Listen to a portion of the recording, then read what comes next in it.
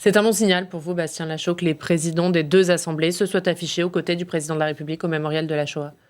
Face à l'antisémitisme, comme face à toute forme de racisme ou de discrimination, l'ensemble de la société doit se mobiliser et doit faire front commun.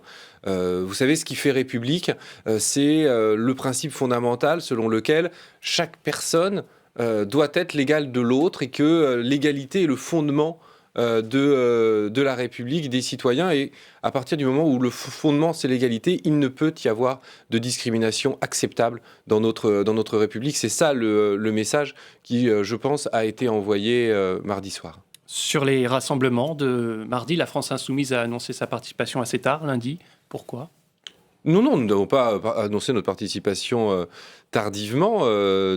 Il y a eu un quiproquo avec le PS qui n'a pas vraiment essayé de s'assurer que nous signions l'appel. Évidemment, nous avons signé l'appel dès que l'appel nous a été présenté, et nous avons toujours dit que nous participerions à ces rassemblements. D'où vient ce soupçon qui vous est collé par vos adversaires d'une forme de complaisance avec l'antisémitisme ? Un député de la majorité, cette semaine encore, a dit que les racines de votre mouvement étaient antisémites. Comment vous jugez ces soupçons ? Ignoble parce que, je tiens quand même à le dire, notre mouvement s'inscrit dans la grande révolution, dans les idées de la grande révolution de 1789.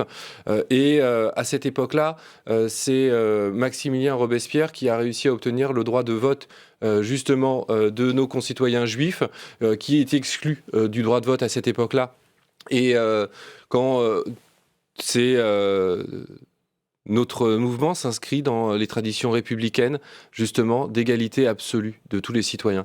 Et je trouve que ce député a fait preuve d'une tentative d'instrumentalisation de la question de la lutte contre l'antisémitisme, qui n'est pas digne de cette question. C'est pas né du fait que Jean-Luc Mélenchon a eu un tweet pas très clair quand il a condamné les insultes contre Alain Finkielkraut le week-end dernier. En quoi son tweet n'était-il pas clair ? Il a condamné les insultes. Jean-Luc Mélenchon a constamment condamné tout acte antisémite. Pourquoi, là, soudain, cette polémique, si ce n'est uniquement par instrumentalisation ? Est-ce que vraiment, quand on a besoin que toute la communauté nationale soit unie contre ces discriminations, contre ces racismes, contre l'antisémitisme, créer de faux procès?